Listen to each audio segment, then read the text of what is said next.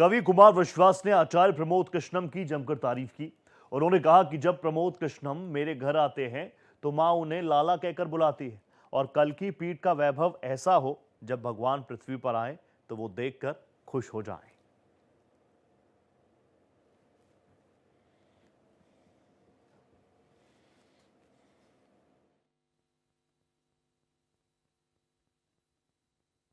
और होड़ लगी जब सारी दुनिया एक शब्द में लिखने की, सबने सब दुनिया लिख डाली, मैंने मां का नाम लिखा। महाराज जी पर भी उनकी मां की अतिशय कृपा है और इन दिनों मेरी माता तो उन पर मुग्ध रहती हैं। वो कभी भी उन्हें आचार्य नहीं कहती, महाराज नहीं कहती, प्रमोद नहीं कहती। जब भी वो मिलते हैं चरण छूते हैं, लाला। अरे लाला, तुझे तो बहुत टीवी पे देख, तू तो बहुत ही अच्छा बोले है। और उस दिन हमारे यहाँ आए थे खेत पर, तो कह रही अरे यूं तो गावे भी बहुत अच्छा है। तो मैंने उनसे कहा कि बेटों में फर्क मत डालो, ये वाला काम मुझे और कन्हैया के लिए रहने दो। आप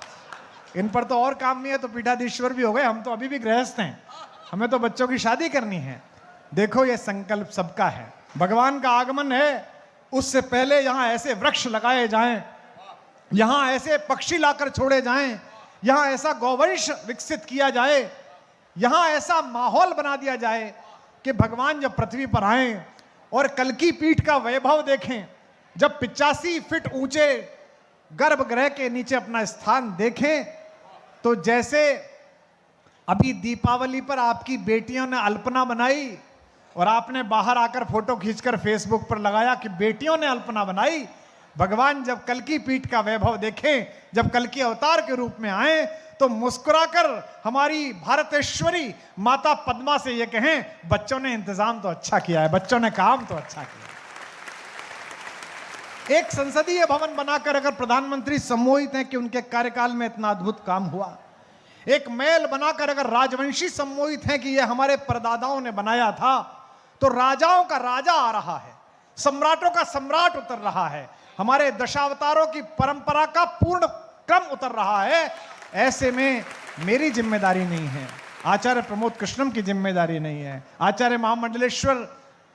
हमारे अभी पधारे हैं, उनकी भी केवल जिम्मेदारी नहीं है। विश्व में जिसने भी जम्हाई लेते हुए राम कहा है, जिसने भी बच्चे को खिलाते हुए उसे कन्हैया कहा है, जिसने भी शोक के समय में एक पत्थर के गोले के सम्मुख उसमें शंकर को स्थापित करके अपना माथा झुकाया है, उस हर आस्तिक की जिम्मेदारी है कि कल की पीठ विश्व के सर्वोत्तम उन्नत पीठों में से एक होना चाहिए।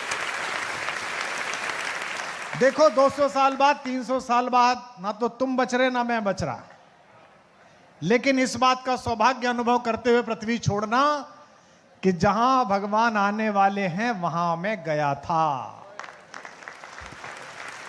आज गाड़ी से उतरते समय मैंने चप्पलें अंदर छोड़ दी। महाराज जी को मुझे देखकर कष्ट हुआ, उन्होंने कहा आप पैदल चल रहे हो, चप्पल पहन लेते। मैंने उनसे कहा नहीं महाराज जी ऐसे चलता हूं, लेकिन चप्पल अंदर छोड़ने का मेरा लोभ केवल एक ही था, जिस रज में आकर ईश्वर लेटेगा अगर उसका मुझे स्पर्श हो जाए तो मुझसे ज्यादा सौभाग्यशाली कौन होने वाला। तो जितने भी लोग यहां पर हैं और वे लाखों लोग जो इसे देख रहे हैं, मीडिया के तमाम मित्र आए हैं, सारे चैनल आए हैं, हालांकि इनकी भगवत प्रेम को तो मैं प्रणाम करता हूं, इनकी आध्यात्मिक चेतना को भी प्रणाम करता हूं, लेकिन ये 50% इसलिए भी आए हैं कि मेरे मुंह से कुछ निकले तो खबर चलाएं कि कुमार ने दिए संकेत, महाराज जी कुछ कहें तो खबर चलाएं। और इन्होंने अपनी खबर पकड़ भी ली होगी महाराज जी शुरू वाली,